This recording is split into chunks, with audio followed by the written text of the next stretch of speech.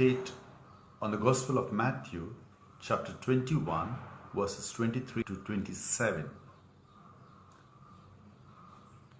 In the desire to discredit Jesus, the chief priests and the elders engage Jesus in a rabbinical debate. Yes, when we think of the extraordinary things Jesus had been doing, we cannot be surprised that Jewish authorities asked Jesus what right he had to do that. And who gave thee this authority? I also will ask you one thing, which if you tell me, I and likewise will tell you by what authority I do these things. At that moment, Jesus was not prepared to give them the direct answer. That his authority came from the fact that he is the Son of God.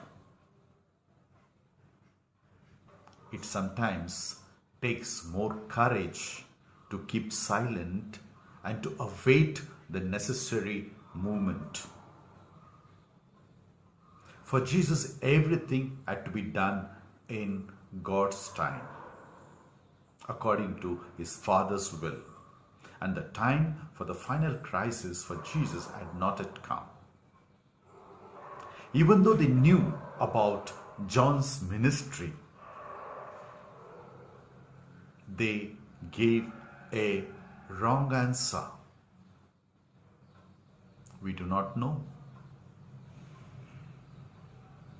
There is a grim warning for us here, my dear friends.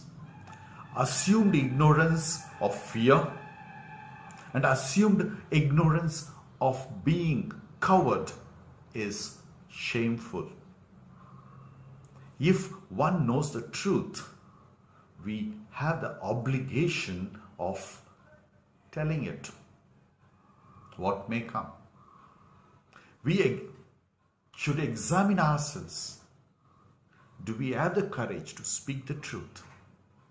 Fear and being coward is not only shameful but unacceptable for a disciple of Jesus.